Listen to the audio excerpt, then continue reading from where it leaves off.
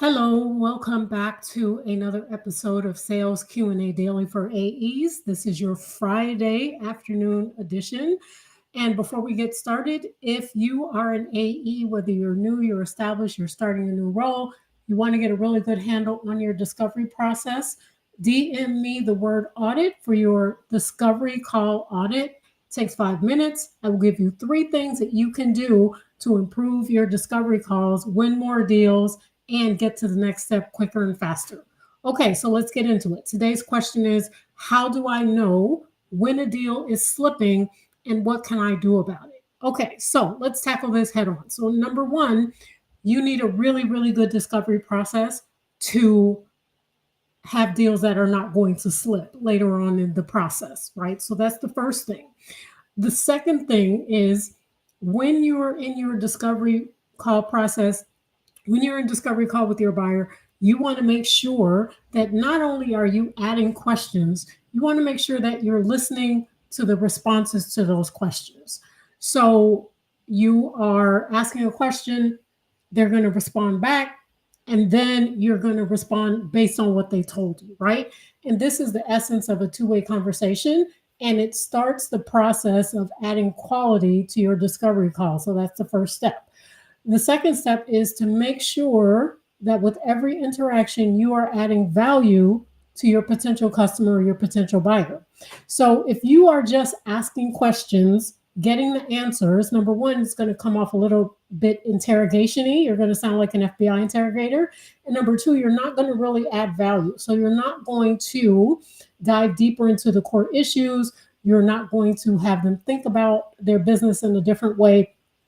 And when you do set the next step, like we hear so much about the next step, we'll talk about that in other lives. But when you do go to set the next step, you're probably going to be able to do it because your sales manager told you to do it. Your VP of sales told you to do it. So you're going to do it while you're on the call. You're probably already used to doing that. But then what's going to happen is you'll notice the call will get canceled. They'll ask to push the call out. They'll ask to delay it. They'll ask to reschedule it. And then you may not be able to reschedule it, and you may have a longer time in between calls. Obviously, the number two thing that you can tell when your deal is slipping is you're getting ghosted, but that's pretty obvious, right?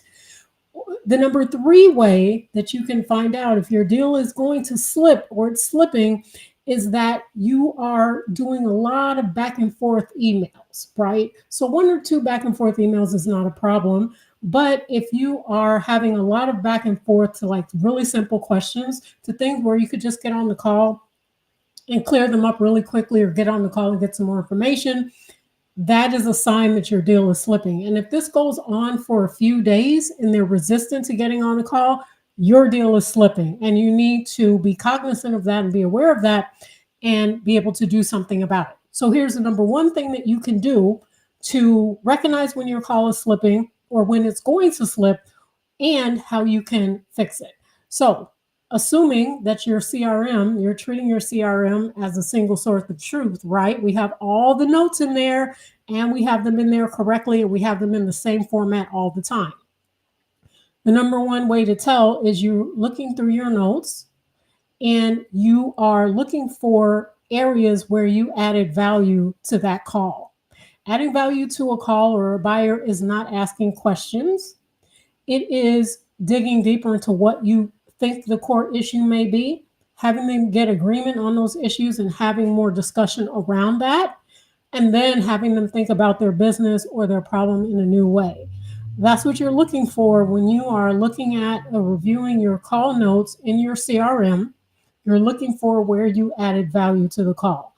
And if you can't find that in your notes, if you can't find a place where you added value in the notes, your deal is at risk. It's at risk of slipping. It's at risk of you getting ghosted or being pushed out from month to month to month, right?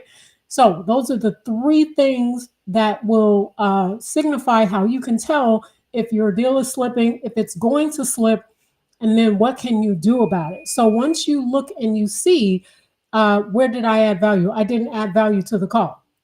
So here's what you're going to do. You're going to think about it, about the call. You're going to think about your interaction. You're going to think about your buyer, how your solution or service can solve their issue. And if you didn't identify an issue, then that's a whole nother ball of wax. You need to go back and be able to do that.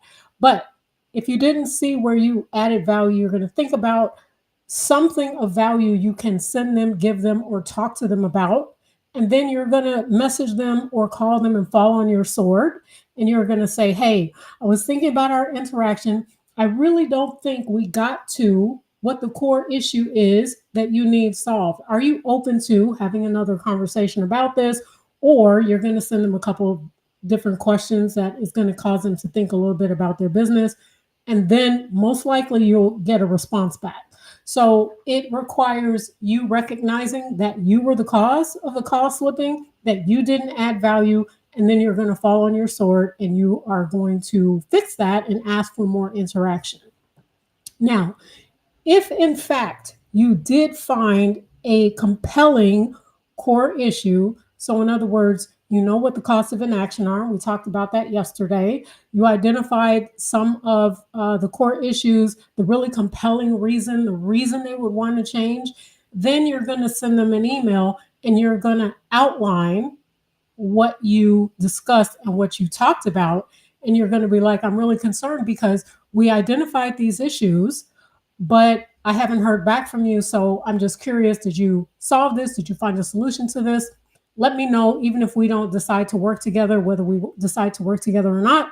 I'd just like to know if you found a solution to this, or do we need to have further conversation, right? So what we're actually doing is we're having very direct, responsible communication to our buyer. We're not leaving it in the cloud, like we're not having this nebulous uh, conversation. We're not leaving things unsaid. We are not assuming things. We are being very direct and having very direct, respectful communication, which buyers do appreciate. So, again, the days of having these things left unsaid are over. We just need to be direct. But when we are deciding that we're going to be direct so we can get a response, so we can help our client, we have to make sure that we've done our part as the seller, as the consultant, to have them think about their business in a different way. We've added value to the conversation. We've given them something else to think about.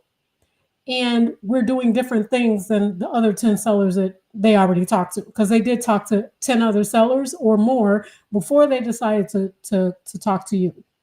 So those are the things that you can do to recognize when your deal is either at risk of slipping, when it is slipping, or what you can do to pull it back. So number one, you're going to look in your CRM notes, find out if you added value. If you didn't add value, then you're going to think about that conversation and you're going to, call them. You're going to identify a couple of areas that you can talk about that add value. You're going to fall on your sword. Hey, Mr. or Mrs. Buyer, really sorry. The last conversation, I don't think we got to the core issue.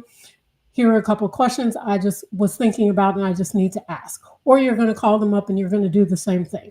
And number three, when you have identified the core issue, you've identified the COI, you're going to send an email and say, hey, I'm really confused. I haven't heard back from you. We talked about A, B, and C, and your need to do this by this date. Have you found a solution to this? Whether we decide to work together or not, I would just really like to know. And if I can still help you, I would really like the opportunity to do that. So it's falling on your sword. It's recognizing you are the cause, and it is giving yourself a chance to get back in the door. And as we talked about before, or even if we haven't talked about this before, the discovery process is so important. The discovery and everything that leads up to it. So it is the open door to everything. It's the open door to your quota. It's the open door to increased ARR, more referrals. It's the open door to a closed won deal versus a deal that's closed lost. So we need to slow it down when we're doing our discovery, even if we have to do another discovery call because we don't have maybe all the data points or all the information. We need to be okay with that.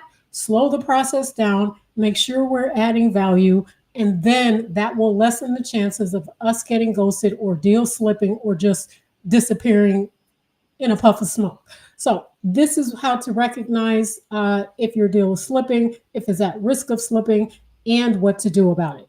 Again, if you need to dial in your discovery process, you need to make it better. If you're tired of getting ghosted or you want to boost your win rates, I can look at one of your discovery calls. I'll do a discovery call audit. Takes 5 minutes.